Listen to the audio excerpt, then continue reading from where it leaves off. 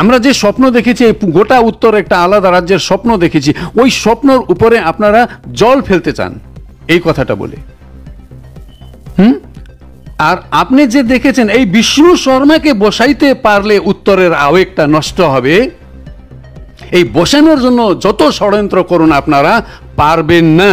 আজকে আমি যে একটা ছোট্ট গাছটা লাগাইলাম চারা, এই গাছ বড় হবে, ফলবে, ফুটবে, আর লোক এই ফল খেতে পারবে। তার মানে কি আপনার মূল টার্গেটটা হচ্ছে পৃথক উত্তরবঙ্গ রাজ্য, তাই তো? পৃথক রাজ্যে আমি নাম নমেনক্লেচারে যাচ্ছি না, আমি গোর্খাল্যান্ডও বলতেছি না, আমি উত্তরবঙ্গও বলতেছি না। এই যে উত্তর আছে, এই উত্তর মানে আপনি কি বোঝাচ্ছেন? বাংলার উত্তর ভাগ যেটা আছে, এইটাকে নিয়ে একটা নতুন রাজ্য গঠন করবই। না, এই উত্তর ভাগ কোন কোন জায়গা নিয়ে বলছেন আপনি? উত্তর ভাগ বলতে কোন কোন এলাকা বোঝাচ্ছেন আপনি? সেই এলাকা যে এলাকাতে আমরা রাজবংশী, কামতাপুরী, মেষ, টোটো, রাভা, ভুটিয়া, লেপচা, গোর্খা সহ এখানকার যত মূলবাসী সহ যে মেইন স্ট্রিমে আমরা পাঞ্জাবি, বাঙালি, মারওয়াড়ি, হিন্দি ভাষী আছি, এই সবকে নিয়েই করতে চাই। আরেকটা জিনিস একটু জানতে চাইবো, সেটা হচ্ছে যে আপনি মাঝে আরও দুজন আপনাদের দলের বিধায়ককে নিয়ে বৈঠক করেছিলেন, একটা বৈঠক হয়েছিল, তারপরে আপনি কোচবিহার, জলপাইগুড়ির ক্ষেত্রেও কিছু নেতাদের নিয়ে, বিজেপি নেতাদের নিয়ে বৈঠক করেছিলেন। বিজেপির কি অন্য কোনো এমএলএ, অন্য কোনো দলের নেতারা আপনাকে সাপোর্ট করছে? বিজেপির অনেকই বিধায়ক আমাকে সাপোর্ট করতেছেন। ওনারা ওনারা এই ইলেকশনে নিজের ক্যান্ডিডেটের সঙ্গে ঘুরবেন, কিন্তু ওনাদের যত সাপোর্টার আছে আমার জন্য কাজ করতেছে। আপনার সঙ্গে কথা হয়েছে? হ্যাঁ, আমার জন্য, মানে আমাদের স্বপ্নের জন্য। কেন কি আমি তো দার্জিলিংয়ে দাঁড়াচ্ছি, অনেক এরকম জায়গা আছে যে আমার এরিয়া থেকে বাইরে, হ্যাঁ, সেই সব জায়গাতেও আমাদের আদর্শের জন্য ওনারা কাজ করবেন। না, এই ধরুন এই নির্বাচন, আফটার ইলেকশন, তারপর আপনার স্ট্যান্ড কি হবে? আপনি কি বিজেপিতে থাকবেন নাকি বিজেপি ছেড়ে দেবেন? যতদিন বিজেপি আমাকে বার করবে না আমি বেরোবো না। এটা আমার ঘর। আমাকে স্বপ্ন দেখাইছে আমার পার্টি, আমাকে বলেছে আপনাকে দিব আলাদা রাজ্য, আপনি জয়েন করুন বিজেপিতে। আমি জয়েন করলাম আর বেরোবো ওই স্বপ্নটাকে নিয়েই, স্বপ্নটাকে পূরণ করেই। যদি বিজেপিকে আমার কথা ভালো লাগে না, ওরা যা কিছু চিন্তা করতে পারে। মানে দল যদি আপনাকে বহিষ্কার করে, তাহলে সেক্ষেত্রে আপনার কোনো আপত্তি থাকবে? কোনো আপত্তি থাকবে না।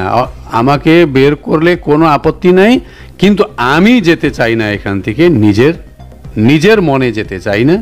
দল বের করতে পারে, করুক, ওর জন্য আমার কোনো আপত্তি নাই। কিন্তু আমাকে স্বপ্ন দেখায়, স্বপ্ন দিয়ে পার্টিতে টানা হয়েছে। আমি জিজেএম থেকে রিজাইন করে 5 মাস বাড়িতে চুপচাপ বসেছিলাম। আমি রাজনীতি করেছিলাম না। আমার বাড়িতে বিজেপির অনেক নেতা আসছেন, কৈলাস বিজয়বর্গীয় আসছেন, পাঠাইছে, সেন্ট্রাল কমিটি থেকে পাঠাইছে, দিল্লি থেকে ফোন আসছে, আমাকে বলছে আপনি আসুন না, আপনি যে আলাদা রাজ্যের স্বপ্ন নিয়ে চলতেছেন এটা আমরা পূরণ করব। আপনার মতন লোক না থাকলে আমরা কাকে দিব? মানে আপনি সোজা বলতে চাইছেন যে বিজেপি আপনাকে আলাদা রাজ্যের স্বপ্ন দিয়ে দলে টেনে নিয়ে আপনার সঙ্গে ধোকা দিয়েছে আপনাকে? পিওর এইটাই কথা। আমাকে আলাদা রাজ্যের স্বপ্ন নিয়ে দলে টেনেছে, আর এই স্বপ্ন আমি বুকে রেখে আছি। আমি পার্টি ছাড়বো না।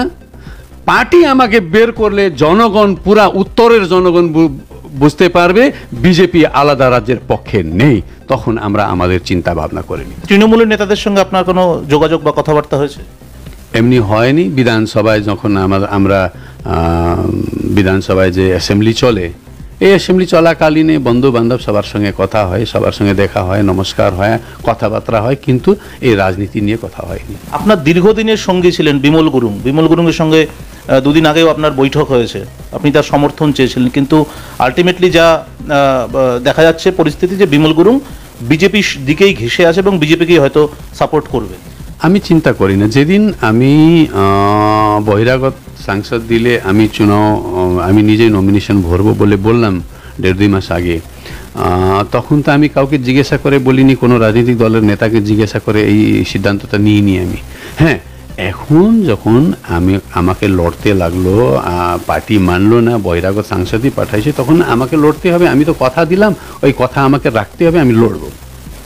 তখন আমি চিন্তা করলাম, পাহাড়ে যত পলিটিক্যাল পার্টি আলাদা রাজ্যের ফেভারে রাজনীতি করতেছে, ওদের জন্মই আলাদা রাজ্যের জন্ম হয়েছে, তো তাদের নেতাদের সঙ্গে একবার দেখা করব, এটা আমি চিন্তা করলাম। আমি সিপিআরএম এর লিডারের সঙ্গে দেখা করলাম, আমি আরবি রায়ের সঙ্গে, আমি বিমল গুরুংজির সঙ্গে দেখা করলাম, তারপরে আমি প্রতাপ খাতির সঙ্গে দেখা করলাম, আমি অজয় এডওয়ার্ডের সঙ্গে দেখা করলাম। কেন কি একটা আমার রাজনৈতিক ধর্ম ছিল, ওনারা আলাদা রাজ্যের পক্ষে ছিলেন, তো আমি সবাইকে নিয়ে একবার চলার ইচ্ছা করলাম। কিন্তু এবার সবাইকে আমি একটা জিনিস দেখতে চাচ্ছি, আমার বলার কথাটা বলে দিলাম ওনাদেরকে, এবার ওনাদের ডুইংসটা কী হবে, ওনারা কি সিদ্ধান্ত নেবেন এটা আমাকে দেখতে হবে। এইখানে কি আছে, তিনটা জিনিস আছে এই ইলেকশনে। ওনারা নিজেই তো ইলেকশন লড়তেছেন না, জিজেএম নিজে ইলেকশন লড়তেছে না, সিপিআরএম নিজে ইলেকশন লড়তেছে না, ঠিক আছে। কেউ কি কোনো দল কি পাহাড়ের এই যারা পৃথক রাজ্যের পক্ষে বলে যারা দীর্ঘদিন থেকে আন্দোলন করছে, কোনো দল কি আপনাকে সাপোর্ট করছে? না, এটাই আমি এবার আমি দেখতে চাই, কেউ এখন অবধি তো ডিক্লেয়ার করেনি আমি অমুককে সাপোর্ট করতেছি। এবার এখানে তিন টাইপের ক্যান্ডিডেট আছে। ক্যান্ডিডেট ওয়ান টিএমসি, যে আলাদা রাজ্যের স্বপ্নকে পুরা মেরে চলে আসছে, ও আলাদা রাজ্যে চায় না। তার মানে টিএমসিকে সাপোর্ট করলে তো আলাদা রাজ্যের বিরুদ্ধে হবে, যদি বিমল গুরুং আরবি রায় টিএমসিকে সাপোর্ট করেন, হ্যাঁ। আর দ্বিতীয় আছে বিজেপি, যে 15 বছর ধরে মিথ্যা কথা বলতেছে, আর এই যে সাংসদ রাজু বিষ্টের টিকিট পেয়েছে, ও নিজেই বলেছে কলকাতা মিডিয়ায়, আমি আলাদা রাজ্যের পক্ষে নেই, ব্যক্তিগতভাবে পক্ষে নেই, আর আমার পার্টি এই সিদ্ধান্ত নিয়ে ও তো বলেছে কলকাতা মিডিয়ায়। এইরকম বলার একটা আলাদা রাজ্যের বিরুদ্ধের একটা ক্যান্ডিডেট আছে রাজু বিষ্টা, ও আছে। তো ওকে সাপোর্ট করা মানে আলাদা রাজ্যের স্বপ্নটা ফেলে রাজনীতি করা। এবার বিমল গুরুংকে, আর অন্য একটা ক্যান্ডিডেট আছে ইন্ডিপেন্ডেন্ট আমি, যে সব সময় আলাদা রাজ্যের কথাটা নিয়ে চলতেছি। তার ওনাদের দলের কি সিদ্ধান্ত আছে, যেরকম সিদ্ধান্ত আছে সেরকম লোককে ওনারা সাপোর্ট করবেন। এবার এই যে লড়াই এখন পর্যন্ত যা লড়াই, যা পরিস্থিতি, তাতে আপনি কিন্তু এখন পর্যন্ত একা পাহাড়ে, আপনি একা। এই একা লড়াইটা কতটা কঠিন হবে বলে মনে করছেন? আমি একা লড়াই নাই, নেতারা দেখেন, নেতারা ভুল করতে পারে, এবার জনতা ভুল করবে না। জনতার সঙ্গে আছি আমি জনগণের সঙ্গে আছি। নেতা ভুল করতে পারে, জনগণ কোনোদিন ভুল করবে না, ওই নেতাকে ছেড়ে দিবে। নেতাকে একটা কি বলবো, দাঁড়ানো জায়গা থাকবে না নেতার কালকে, জনগণ ছেড়ে দিবে ওদেরকে।